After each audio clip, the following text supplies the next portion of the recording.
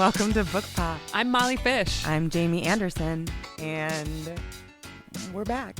We're back. It's the Monday after Indie Bookstore Day for us. You're listening to this in early May. It's just the two of us. I feel like it's kind of, Christine Wentz was such an amazing guest that I feel bad we don't have somebody else for you, but it's just us. And we have a lot to catch up on with each other because we didn't see each other all weekend. And I know. So I'm excited. I'm going to fill Jamie in and all of you at the same time on Indie Bookstore Day. I'm excited. I stopped in. I said I wasn't working. I wasn't scheduled to work. I was like, I'm going to stay as far away from this as possible. But then I was downtown with my family, and they wanted to see the bookstore that I work at. So, of course, we stopped in, and it was wall-to-wall people. She went and propped the door open for us because the temperature had been slowly going up in here, and we were like frogs in boiling water where we didn't notice. Uh-huh. And then Jamie comes in like, hey, guys, it's pretty hot in here. Can we prop the door? I could prop the door for you. I bet it would be great. That was helpful. Yeah, good. I'm glad I could help. So that's an indicator of how busy it was. Yeah. A lot of bodies. Uh-huh. We had a line before we opened that went up all the way to the square, basically, which was really exciting. A lot of those people waiting in line were regulars that were just like, why is there a line today? They were just wanted to come in, and I don't think they knew it was Indie Bookstore Day. So I came out at 9 and I was like, happy Indie Bookstore Day, welcome, everyone come in. And people were walking by me going like, what is it?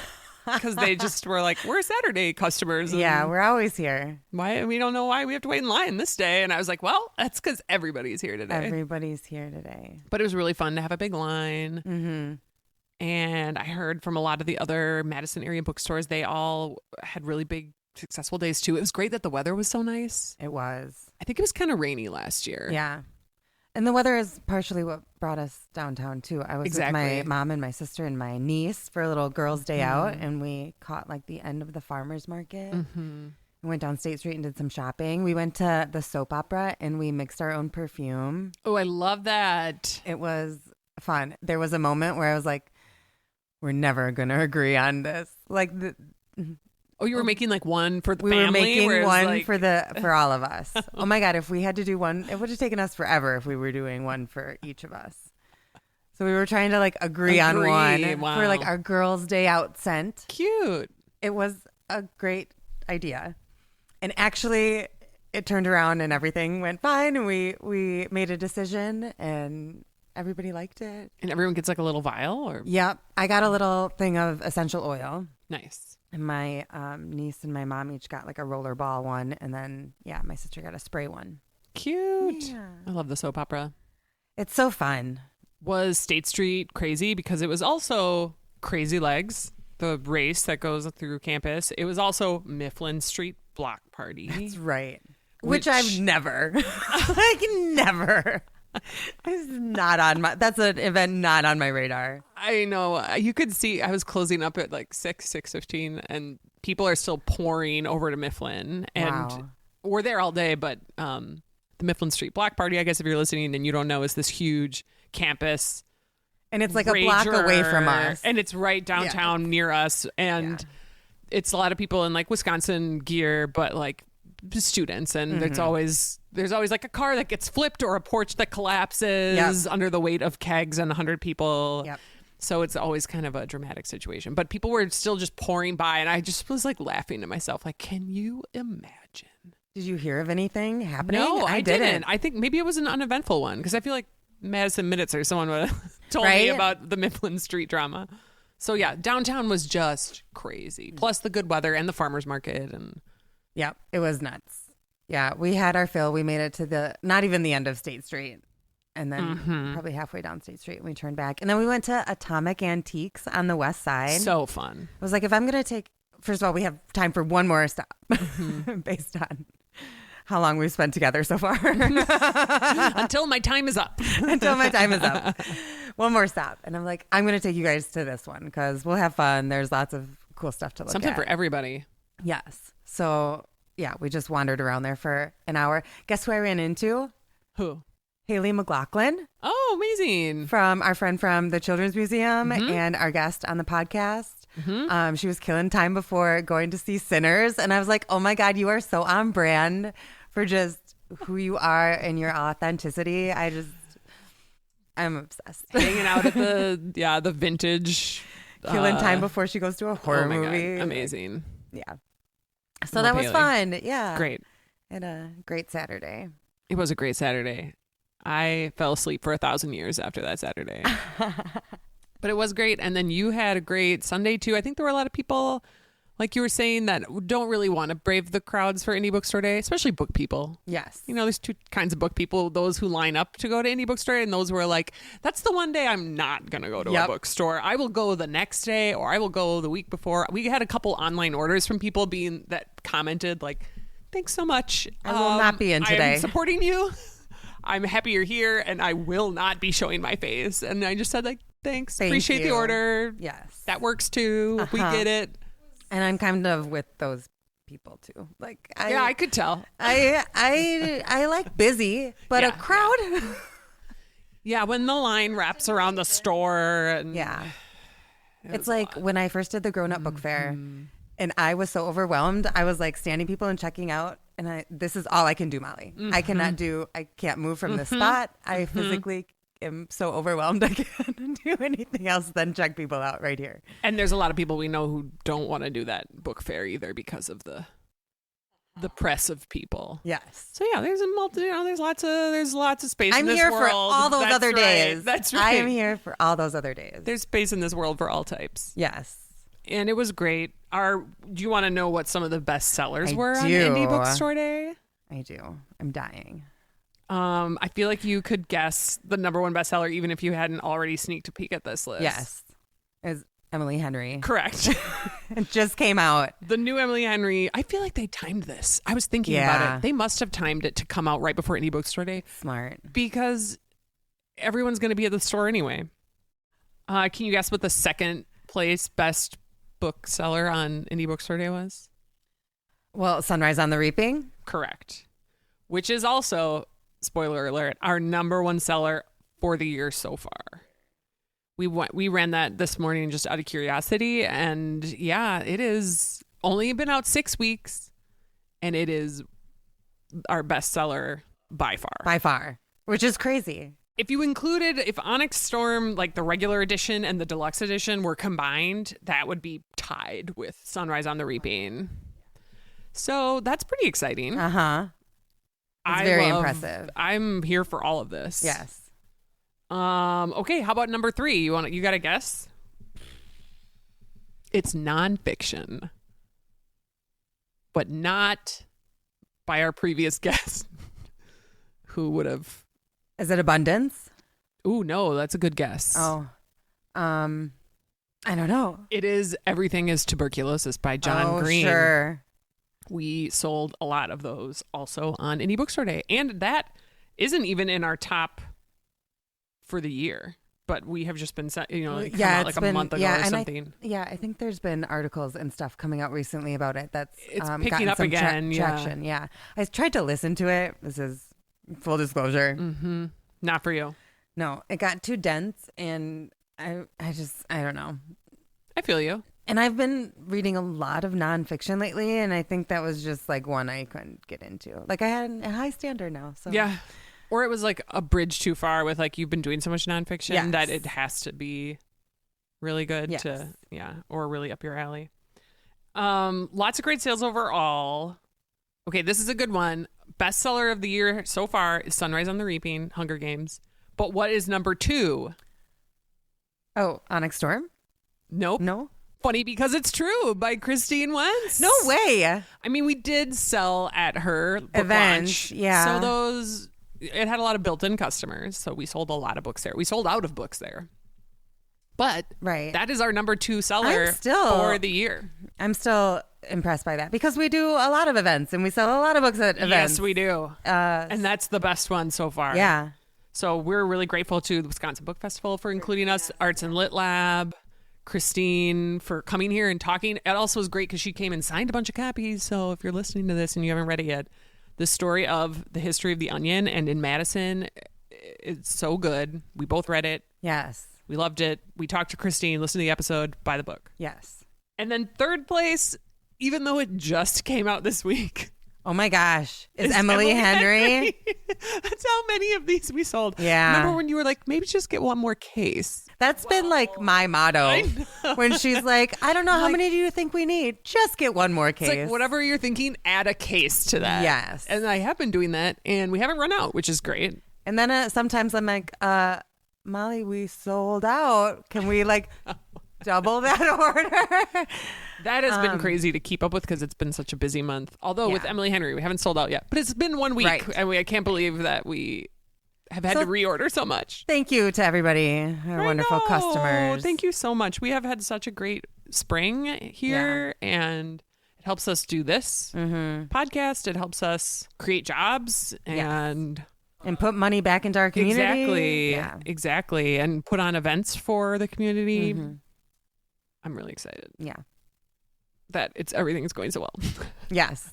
It's great. But anyway, Indie Bookstore Day, great success. Yes. Great year so far. What else were we going to talk about? Did you do top 5 for Indie Bookstore or did you do top 3? I think I did top 3. Okay, so it was Emily Henry, Sunrise on the Reaping, John Green. Well, and then everything else is kind of tied. There's like the next 6 books all have the same number. That's right. But you want me to rattle them off? Well, I saw one of them, which was one that I want to mention because bring it. Butter by Asako Yuzuki. And it's like a mystery, food mystery. Cozy food mystery from Japan, translated. It's been blowing up on TikTok, I guess. Yeah. I bought it, so I have it at home. I haven't read it yet because I haven't been doing so good with my reading goals. I think we've switched our paces. So it's true. I've been picking up recently. Yeah. But I agree. I am very interested. I love a cozy mystery. There's another cozy mystery on here tied for 4th, which is Death in Door County by Annalise Ryan. Nice. So a nice local cozy mystery. Well, anyway, that is the top sellers so far of the year and of Indie Bookstore Day. We've had some other surprising bestsellers recently that have been, I think, TikTok hits as well. Yeah. I think I need to spend more time on TikTok. I know. Anytime? Because I don't spend any time. I don't spend any time on TikTok. Well, you can, Lake City Books has a TikTok, technically, that no one's ever done anything with. So you can. There's one reel on there that did really well. That's true. You made that one reel. I did that one. You made that one reel. It was great. I think we also can just see the effects of TikTok and respond to them without having to be in it ourselves, which is nice.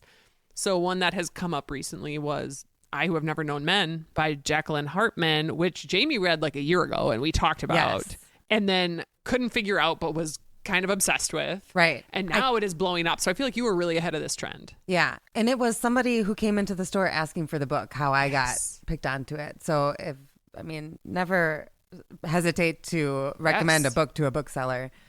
But yeah, I got it in and I read it. It was like a small book. I'm like, I can read this in a day, but it was a devastating little read. And I talked about it on the podcast a little bit, but then I finished it and I had no idea how to talk about it after I had read it.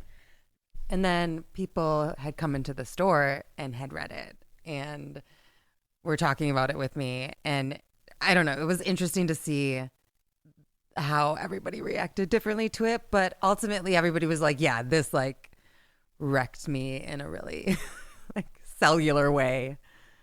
Your description of it was so interesting. It's like Unbreakable Kimmy Schmidt, but then mixed with Octavia Butler, like dystopian world of or mixed with like Handmaid's Tale, or mixed with some other dystopia, like something that makes it much darker. Yes, and desolate. Like there's I still struggle to talk about it. It's definitely dystopian, and it really makes you think about like our roles as women and the role that men play in our world. And you're faced with a plot line that kind of takes it a step farther than you're expecting. And there's hope throughout the entire book. And you don't really know how to feel about it, but it's really her afterword that kind of, it really got me thinking about like understanding why she wrote this and why it's been reprinted and becoming so popular now. Because it was originally from like the 60s. Is that right? Yeah. That publisher who just reprinted it and it's been so popular also is now reprinting another book by Jacqueline Hartman that's coming out this fall that I think we've talked about. I think that's a very smart move on their part. Yeah. I mean, why not lean in? Mm-hmm. But it's so cool that this author is having a resurgence. Yeah, I agree. Yeah. What else? Do you want to talk about what you're reading? Yeah. So we've also, despite our reading habits kind of overlapping, we have also been reading. We've kind of synced up our cycles a little bit. Because I read Hunger Games right away when it came out and I loved it. And you just read it recently, right? Are you in it still? Should we not talk about it? Okay. So I realized that I said I'd finish it by today and I didn't. Great. We're not going to talk about it then because spoilers. Spoilers, yeah. We should talk about it at length with spoilers. In the future. Yeah. Actually, that leads me to a confession, which is I said I would finish I See You Called in Dead. Oh. By John Kenny. Uh-huh. And I didn't. So the two books that we were going to talk about because we both had finished. There was one that we both finished, though, which was what? Deep Cuts. Duh, Deep Cuts. Deep Cuts. Okay, so we're going to talk about Deep Cuts. Yes. Because we both just read this by Holly Brickley and loved it. Yeah, I talked about it when I was still in it. Yes. But you've just finished it, so it's good and fresh in your mind. So very fresh. Take it away. Okay, Deep Cuts is like Daisy Jones and the Six kind of style story about music, about two people, like about a relationship, a romantic relationship between a man and a woman. The man is the front man of this band and they meet while they're still at Berkeley and he's like just getting started writing songs. She is this like really smart about music, like music critic, music writer, studying to be a music writer and is helping him to create his art and to hone his art. And he goes on and like blows up and he becomes famous. Mm-hmm. And they have this tension. Because of the work that she helped make him successful. And then there's just this 5 to 7 to 8 year period of following them and their lives. And they kind of like don't talk for a year because he's on tour, or they have a big falling out a couple of times and then they get back together. And it's a very like, will they, won't they? Mm-hmm. It's very into music. Like it's also, I would say it's like high fidelity more than it's like Daisy Jones and the Six, because they're talking about real songs that exist that you almost can like hear them. Mm-hmm. It shows her like blogs that she writes about music or whatever. It just like puts it in the full text of that blog, which are these really smart, interesting essays about these real songs that exist. Yeah. So it's like part music critique as well as this narrative about these people. Yeah. So it was really great. It was really well written. It was still fun and dramatic. The drama. I know. Like they were just, I at some points came in, I was like, Jamie, oh my God, the hotel room scene. And then it's very dramatic in a great way, in like a soapy way. Yeah. Because it's also really intelligent and unexpected. And like, I agree. I loved it. Yeah. I loved it. I knew you loved like the technical part of the music writing. Like talking about how to write songs is such a hard thing to do, and she does it so well. Like for somebody, a layman like me, to be able to understand it, to enjoy it, to appreciate it. Yeah, she was amazing. I'm so impressed that this is her debut novel, and then I didn't realize. Yes, that's amazing. And then she also already has it optioned for a movie starring Austin Butler. And it's like, I can't wait. I can't wait. Yeah. You can like almost see it when you're reading it. So I'm not surprised that it was optioned already, but I already picked it and put it on my staff picks shelf as this is great. Everybody should read this. Deep Cuts, Holly Brickley. So we did at least both finish that book. I also just finished Death of the Author. Oh, yeah. By Ndi Okorafor. The last name is spelled Okorafur.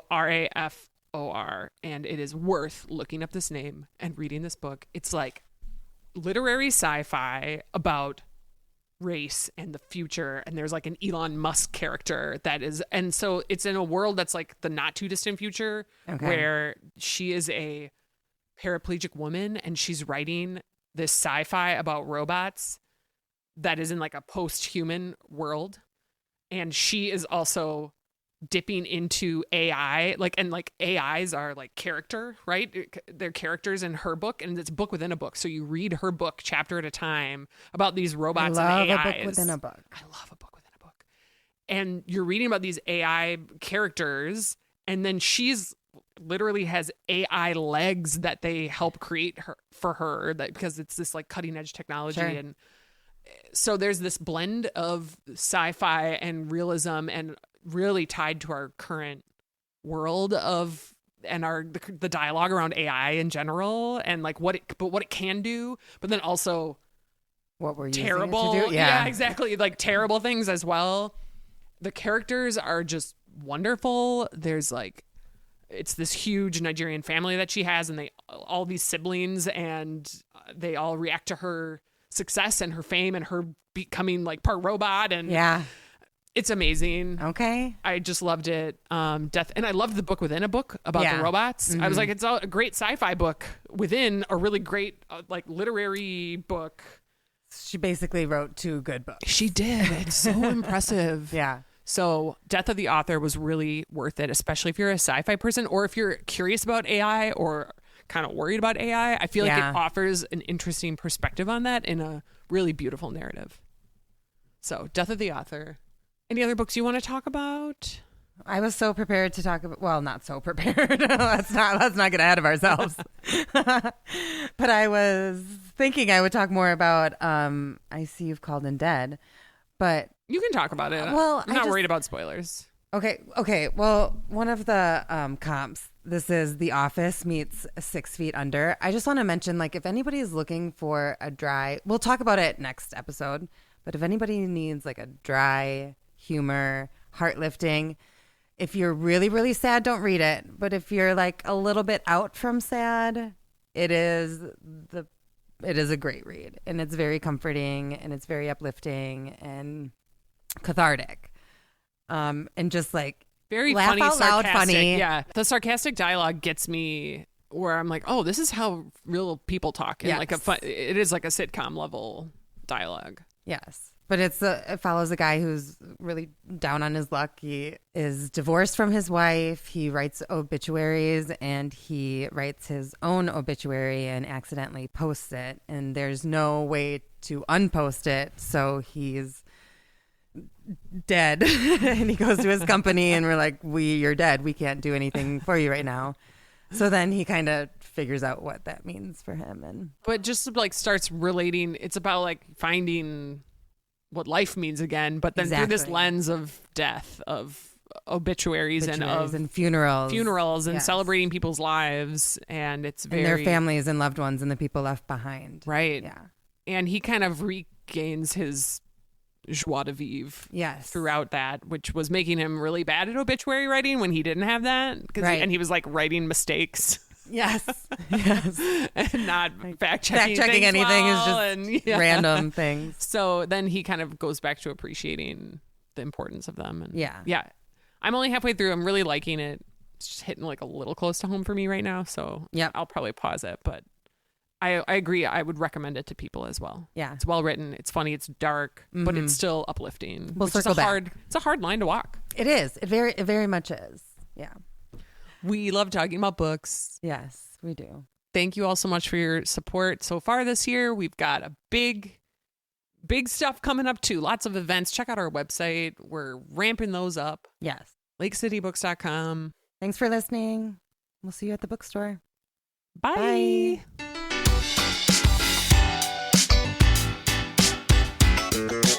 Book Pop is presented by Lake City Books.